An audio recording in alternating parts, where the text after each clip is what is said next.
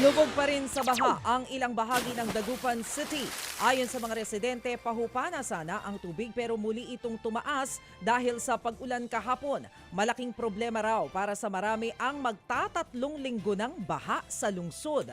Maraming residente ang nagtaas na ng mga gamit para hindi mabasa ng tubig. Nauna nang isinailalim sa state of calamity ang Dagupan City at 4 na iba pang lugar sa Pangasinan. Nakahanda na raw ang 60% ng mga tauhan ng Disaster Response Team sakaling tumaas muli ang baha sa lalawigan. Sapat din daw ang dami ng relief goods at rescue equipment. Pinaghahandaan po naman ng mga otoridad at mga residente sa Baguio City ang banta ng landslide. Pinuputol na ang mga puno at mga kawayan sa mga barangay doon po sa barangay Gisad Surong kung saan po naman ang malagim na landslide nangyari noong pong August 9. Inaalis din ang ilang pang mga halaman at sanga na posibleng magpabigat po sa lupa.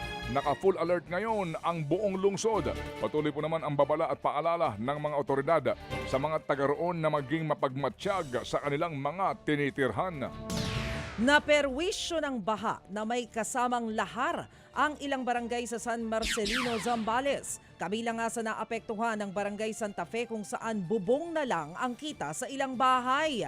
Bukod sa mga bahay na nalubog din sa baha at lahar ang mga pananim ng mga magsasaka. Naantala rin maging ang pag-aaral ng mga bata. Hanggang ngayon kasi, lubog pa rin sa putik ang kanilang eskwelahan. Tiniyak naman ng lokal na pamahalaan ng San Marcelino ang tulong sa mga apektadong residente. Nahulog naman sa ilog ang 8 taong gulang na lalaki sa Kalumpit, Bulacan.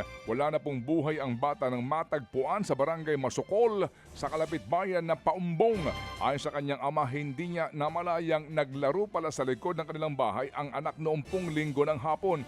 Doon na ito nahulog sa Bagbag River. Sinubukan pang sagipin ang bata pero hindi kinaya dahil malakas ang agos ng tubig. Ipinakremate na po ang labi ng bata bago ibinurol sa kanilang bahay sa Kalumpit, Bulacan. Patay sa pamamaril ang mag-asawang senior citizen at 4 na taong gulang nilang apo sa Indang, Cavite. Sa inisyal na investigasyon, natutulog sa loob ng kanilang kubo ang mga biktima nang dumating ang 2 armadong lalaki. Agad ding tumakas sa mga salarin matapos ang pamamaril. Nagsagawa ng manhunt operation ang Indang Police at naaresto ang 2 gunman na kabarangay ng mga biktima. Lumalabas na bago ang insidente, nagkaroon ng pagtatalo ang mga biktima at ang suspect. Tila na insulto raw ang mga suspect at pinagplanuhan ng pagpatay sa mag-asawa. Nasampahan na ang mga suspect ng 3 counts ng kasong murder.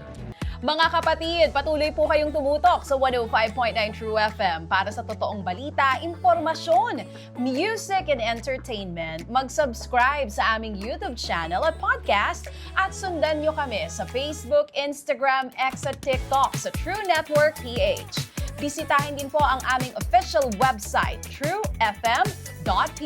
At panoorin din kami sa True TV Signal, Channel 19. Kami po ang 105.9 True FM. Laging true sa'yo, kapatid.